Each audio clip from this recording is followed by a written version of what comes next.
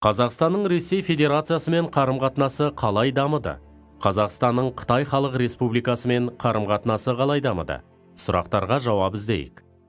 Қазақстан халықаралық қауымдастық толық мойындаған тәуелсіз мемлекет. Еліміз ең алдымен жақын көршілермен, Орталық Азияның жаңа тәуелсіз мемлекеттермен, бұрынғы Кеңес одағының құрамында болған республикалармен және таяу, орта, шығыс және батыс елдерімен берік достық қатынас орнатқан. Қазақстанның Ресей Федерациясымен қарым-қатынасы қалай дамыды?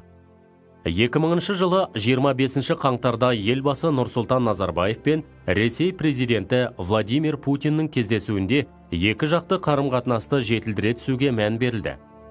2000 жылы 10 қазанда Астанада өткен саммитте Кеден одағына қатысушы мемлекет басшылары Еуразиялық экономикалық қауымдастық құратындары туралы мәлімдеп, келісім шартқа қол қойды. 2002 жылы желтоқсанда Қазақстан екі жақты деңгейдегі тәуелсіз мемлекеттер достастығы, Еуразиялық экономикалық қауымдастық, Шанхай ынтымақтастық ұйымы шеңберіндегі елдер қауіпсіздігінің интеграциялануының басты кепілі болатыны атап көрсетілді.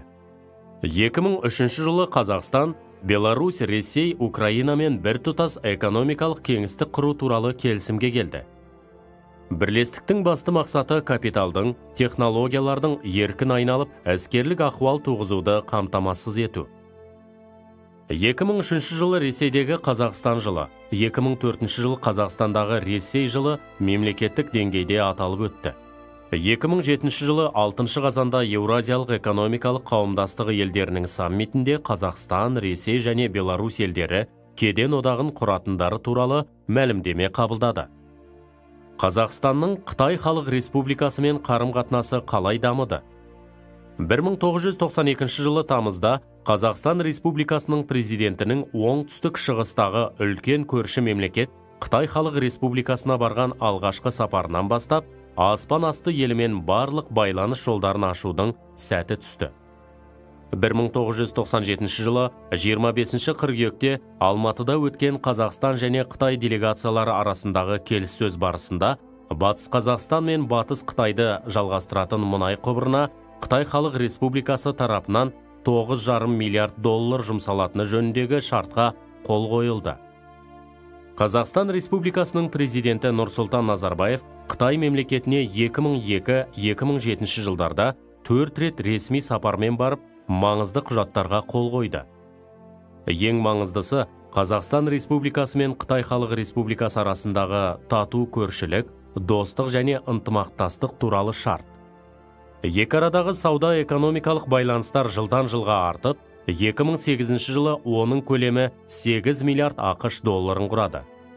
Жалпы соңғы жылдары Қытай Халық Республикасы басшыларымен өзара кездесу, келіссөздер жүргізу еліміздің сыртқы саясатындағы тұрақты құбылысқа айналды.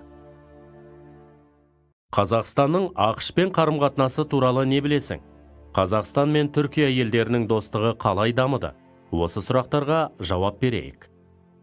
Қазақстанның ақш-пен қарым-қатынасы туралы не білесің?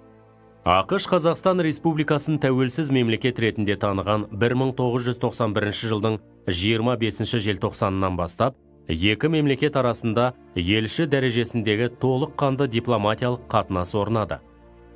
Нұрсұлтан Назарбаевтың 1997 жылғы ақш-қа жасаған сапары барысында 18 маңызды құжатқа қол қойылды. Соның ішінде маңыздылары экономикалық әріптестік жөнінде бағдарлама, ядролық қуатты бейбіт мақсаттарға қолдану бойынша ынтымақтастық туралы келісім, Қарашығанақ мұнай-газ конденсатын игеру, Каспий шельфі өнімдерін бөлу туралы келісімдер. 1999 жылы желтоқсандағы елбасының ақш-қа сапары екі ел арасындағы байланысқа жаңа жол ашса, 2001 жылы желтоқсандағы ресми сапары жаңа Қазақстан-Америка қатынастары туралы бірлескен мәлімдемеге қол жеткізді. 2018 жылғы сапарында Қазақстан және ақш 21 ғасырдағы кеңейтілген стратегиялық әріптестік атты бірлескен мәлімдеме қабылдады. Қазақстан мен Түркия елдерінің достығы қалай дамыды? 1991 жылдан бастап Қазақстан мен Түркия елдері өзара сыйластықты, сенімділікті, тұрақты сауда, экономикалық және мәдени-гуманитарлық ынтымақтастықты одан әрі дамытты. Елімізде көптеген қазақ-түрік бірлескен кәсіпорындар ашылды. Қазақ жастары Стамбул мен Анкара қалаларындағы жоғары оқу орындарында білім алды. Қазақстан Республикасының президенті Нұрсұлтан Әбішұлы Назарбаевтың 2003 жылы мамырда Түркия еліне ресми сапары барысында Анкара мен Астана арасындағы байланыс сенімді, тұрақты, әріптестік деңгейге жетті. 2007 жылы Түркия президенті Абдулла Гүлдің Қазақстанға сапарында Нұрсұлтан Назарбаев түркі тілдес елдердің парламентаралық ассамблеясын құру туралы өз ұсынысын айтты. Екі ел арасындағы сауда айналымы $1,5 миллиард жетті. Бүгінде еліміздің нарығында түрік капиталының қатысуымен жұмыс істейтін 2000-дай кәсіпорын бар. Сонымен бірге екі ел арасындағы мәдени қарым-қатынаста жақсы дамып келеді. Қазақстан Республикасының Еуропалық одақпен қарым-қатынасы қандай? Қазақстанның Орталық Азиямен қарым-қатынасы қандай? Шекараға делимитация және демаркация жасау қалай өтті? Осы сұрақтарға жауап іздейік. Қазақстан Республикасының Еуропалық одақпен қарым-қатынасы қандай? Еуропалық одақпен ынтымақтастықты нығайтуға Қазақстан Республикасының президенті Нұрсұлтан Әбішұлы Назарбаевтың 2000 және 2002 жылдары Брюссельге барған сапарлары әсер етті. Еуропалық одақ еліміздегі ең үлкен шетелдік инвестор. Инвестицияның қомақты бөлігі табиғи ресурстарды өндіруге және ауыл шаруашылығы, тамақ өнеркәсібі, құрылыс, қызмет көрсету, қаржы және көлік салаларына жұмсалуда.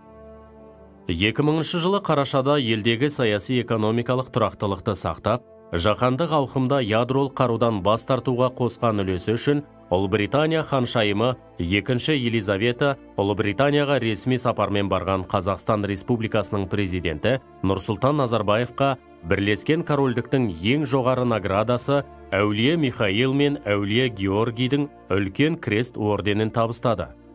Осы сапарда елбасымыз Ұлыбританияның премьер-министрі Тони Блэрмен келіссөздер жүргізді. 2007 жылы президент Нұрсұлтан Назарбаев Германияға ресми сапары барысында жаңа канцлер Ангела Меркельмен кездесті.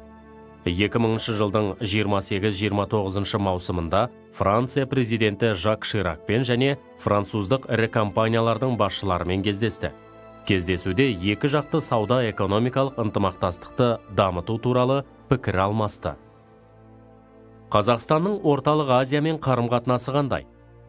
Мемлекет басшысы Өзбекстандағы, Қырғызстандағы, Түркменстандағы, Тәжікстандағы әріптестермен жиі кездеседі.